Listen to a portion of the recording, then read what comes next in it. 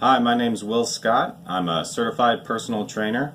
Welcome to the first in my video series about aesthetics and fitness.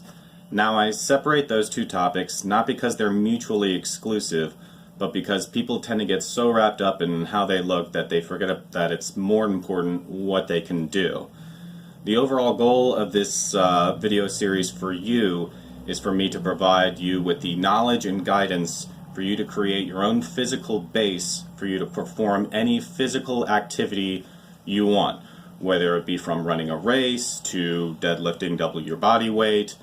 I want to provide you with the information to do that for yourself.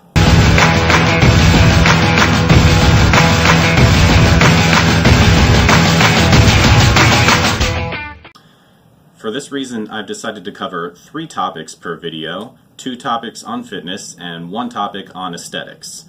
That way you get more of what's actually important and you still get a tip about how to look good, because a lot of people really want to look good. Now, when I talk about aesthetics, I'm mainly going to cover training topics used by bodybuilders and fitness models in order to create a certain fit look. And when I talk about fitness topics, I'm going to cover more performance or physical abilities. Now, a physical ability is like a pyramid, I guess according to this video series, and right underneath the ability that you're going for is endurance, the ability to perform that action repeatedly and without failure. Underneath that would be strength. You need to be able to perform that action once in order to perform it multiple times in order to develop physical ability. And the base layer of it all that I feel most people just gloss over is posture. Your body needs to be overall healthy before it can develop strength and endurance and physical abilities. Now, a lot of people argue about what constitutes good postural health. And according to this video series that I'm making, we're going to follow a couple of general guidelines to what is posture. And that is anatomical symmetry and balanced movement throughout all ranges of motion. That means if your body was meant to move a certain way, you can move that way without pain or impingements, and it's symmetrical and balanced throughout all of the movements that your body's designed to do. Now, I talked a lot about posture, so I'm going to count that as our first fitness topic of the video. So now we can move on to our first aesthetic topic of the video.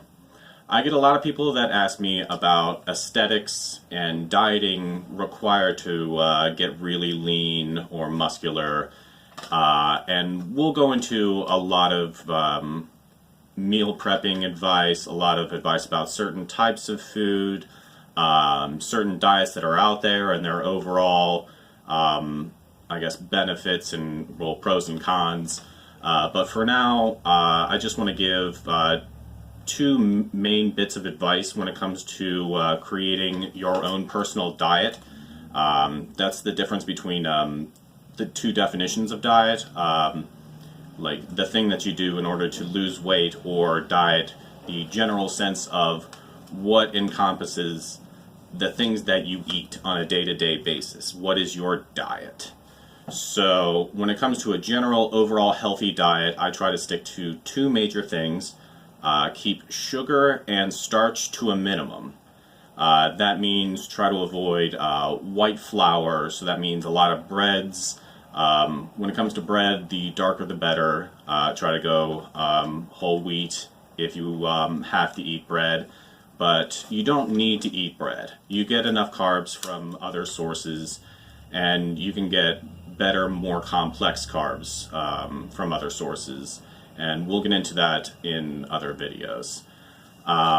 The second major bit of advice is something that everybody knows, but they don't really know how to structure it that well, is their caloric intake, or portions.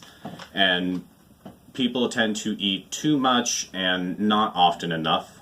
So we're going to go into finding out how many calories you need per day, or just a general how much do I eat and not lose or gain any weight.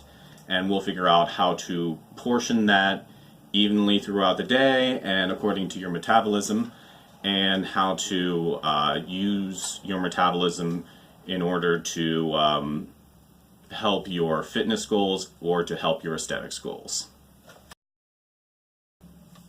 The last thing I'd like to cover in this video is another fitness topic, and we're going to go with a strength topic. I'd like to talk about the benefits of multi-joint movements and exercises versus single joint, and that's the difference between a lot of performance training versus bodybuilding training. A lot of machines that you see in a general Globo gym are single arm movements. That means curls or tricep extensions. You're just moving one joint. It is good, and it's mainly used as supplementary exercises to multi-joint exercises.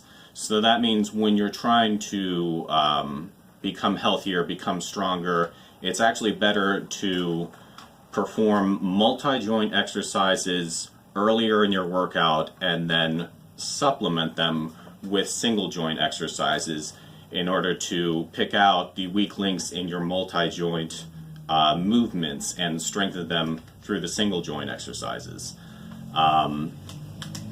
Performing only single joint exercises isn't really a good idea because your body was designed to move as a whole. It wasn't designed to move just one arm at a time. So it's good to train the body in order to move how it's designed. And now when I talk about multi-joint exercises, I'm going to talk about strengthening the major movements that the body was designed to do. Running, jumping, squatting, all of the physical attributes of a healthy, fit person. For instance, let's say someone says that they don't like doing squats and they feel that performing leg extensions and leg curls and calf raises is the equivalent of doing a squat.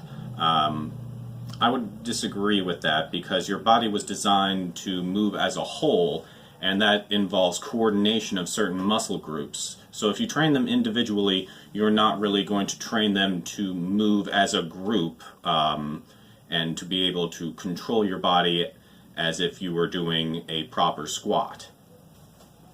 And again, being able to perform multi-joint movements means that you're training multiple muscle groups, so you're actually training them to look more natural aesthetically. A lot of people who perform single arm or single joint movements tend to overtrain certain areas and neglect certain areas, so they end up looking a little strange and not natural. So performing these multi-joint movements trains a lot of muscle groups in unison to be more naturally shaped and sized.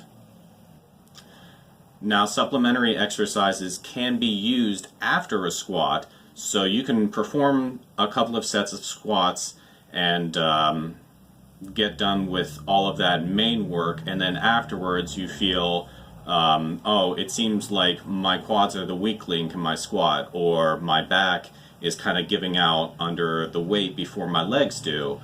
And after that, you can kind of assess what those weak links in that ability you're trying to perform, what they are, and use single joint exercises in order to improve upon those specific areas in order to help your more complete multi-joint movement. Well, those are the 3 topics that I wanted to cover in my first video. I'd love to hear your feedback, so please feel free to like and subscribe to this video. I will give subscription updates via my Twitter account.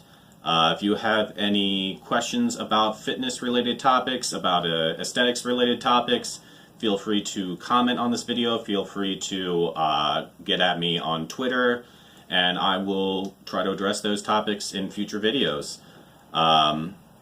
Stay healthy.